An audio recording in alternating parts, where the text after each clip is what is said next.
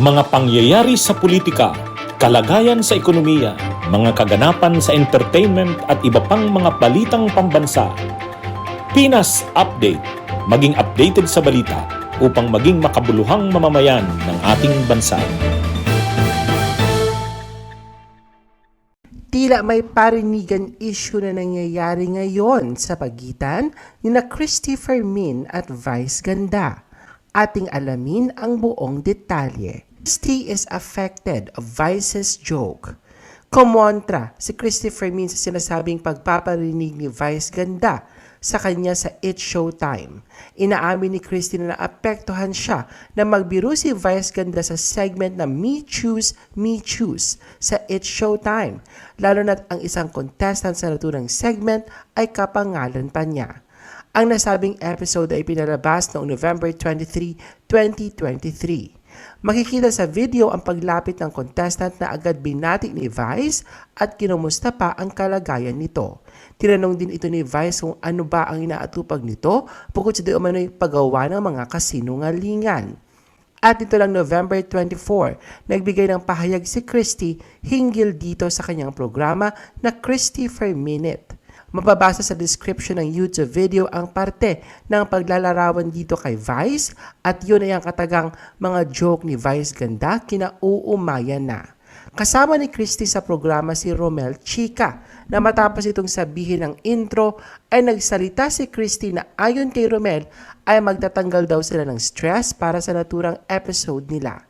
Ani Christy, kahit ano man daw ang gagawin niya, ay may mga pagkakataon talaga na tatamaan ng isang tao at hindi makakapagpigil at makakapagsalita, lalo na ng araw ay nagmamalabis na ang mga nagpapasaling ng ibang tao. Dugtong pa ni Christy, maraming beses na raw niya iniinda na lang ang mga banat mula kay Vice Ganda. Noon nga raw tinawag silang tatlo ni na Wendell at Romel na mga tsaka ay gustong-gusto ng araw nila itong patulan at sabihan ng hiyang-hiya naman po kami sa kanya, pagkaganda-ganda niya. Pagpapatuloy pa ni Christy, gusto nga rin daw nila sana sabihin na kung hindi man daw dahil sa pera ni Vice, ay hindi nito makakamit ang itsura niya sa kasalukuyan. Gusto rin daw sabihin nila, lalo na si Christy, na ang kagandahan ng isang tao ay hindi lamang nagbumula sa panlabas na anyo, kundi sa kanyang kalooban din. Maaari rin daw nilang sabihin na ang kagandahan nito sa kabuuan ng panlabas at panloob na aspeto ay wala itong itinatagong kahit anong uri ng ganda. Bagamat walang direktang pagbanggit si Vice sa kanyang biro, ayon kay Christy, may kaalaman siya na siya ang tinutukoy nito. Dagdag pa nito, bakit hindi na lang daw siya diretsuhin ni Vice sa kanyang mga patutsada? Hindi naman daw sila ipinanganak kahapon upang hindi nila mapagtanto na talagang siya ang tinutukoy ni Vice Ganda.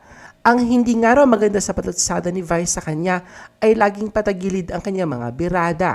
Dapat daw diretsahan itong magsabi sa kanya gaya ng, "Oy Christy Fermin, bukod sa pinagkakaabalahan mo, bukod sa pagsisinungaling, ano pa pinagkakaabalahan mo?"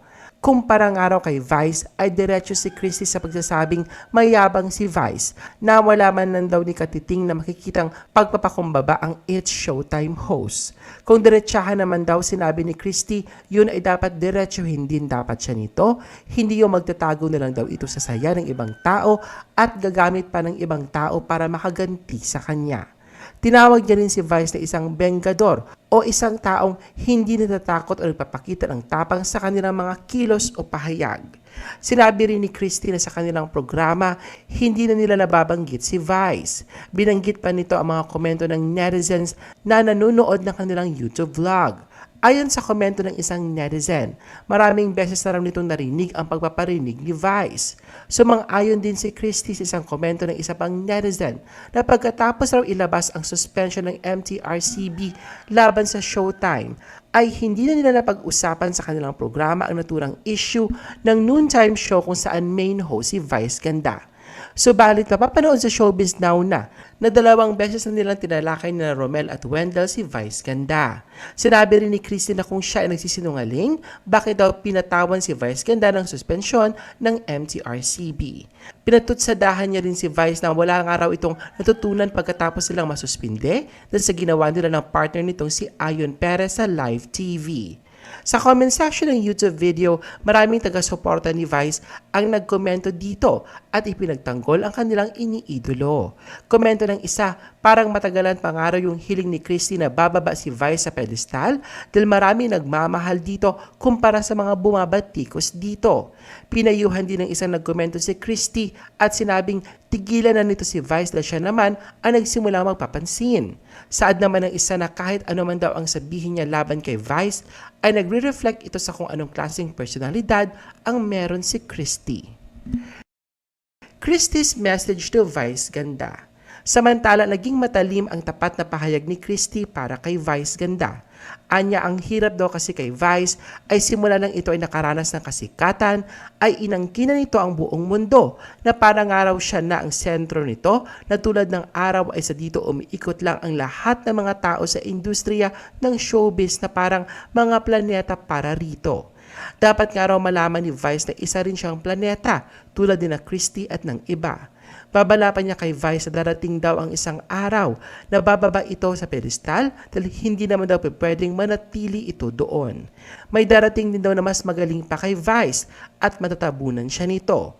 Isa rin daw si Christy sa mga natutuwa na merong katulad ni Vice na pinagpala, pero kung hangin naman daw ng kayabangan at pagiging palalo ang pumapasok sa ulo nito, ay kinakalos daw ito na hindi naman tama.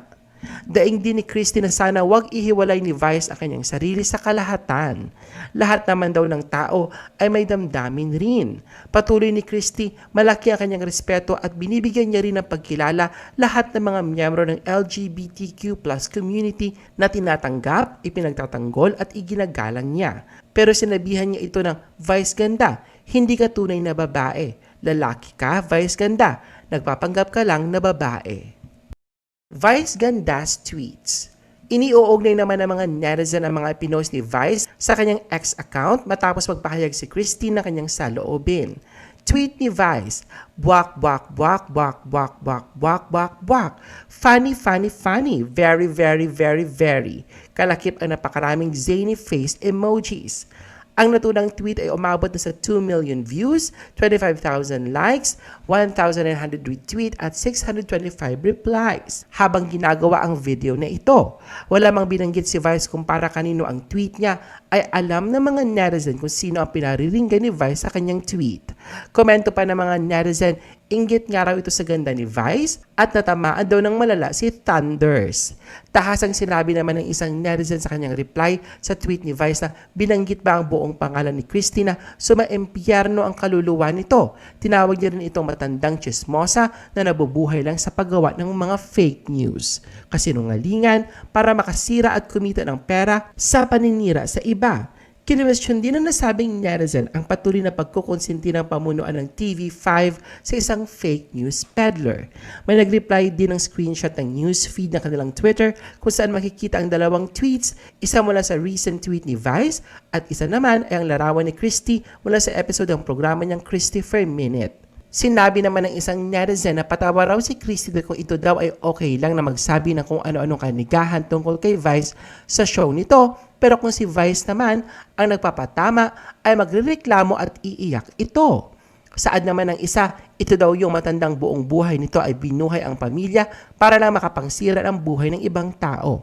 Kung nanay ng araw niya ito ay siya na siguro mismo ang magtatakwil sa mga pinaggagawa nito. Katwiran namang komento ng isang netizen na wala naman daw sinabing apelido si Vice. Baka affected daw talaga ito kasing araw ay gawain talaga niya ito. Hirit pa ng isang netizen kay Vice na pikunin pa raw niya ito dahil matagal na niyang hinihintay ang rest back ni Vice.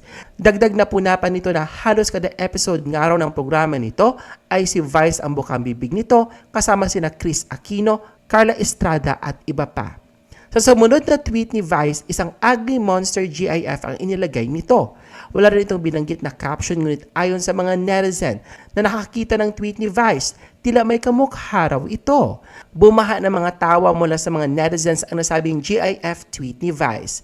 Pinagpiyastahan din ito ng mga fans at followers na ang tingin ay rest back nito kay Christy. Ang pangalawang tweet ni Vice ay umabot na rin ng 2 million views, 29,000 likes, 1,800 replies, at 3,400 retweets. Komento ng isang netizen na si Christy daw, ang klase ng tao na pag ginantihan ay sobra kung magalit na tipong aatakihin na ito sa galit. Pero ito naman daw talaga ang unang humusga kay Vice. May isa ring netizen na nagsabi na typical na ugaling Pinoy raw si Christy na bumabato ng punong mabunga. Talak ng talak nga raw ito laban kay Vice dahil sikat. Pinas Update. Maging updated sa balita upang maging makabuluhang mamamayan ng ating bansa.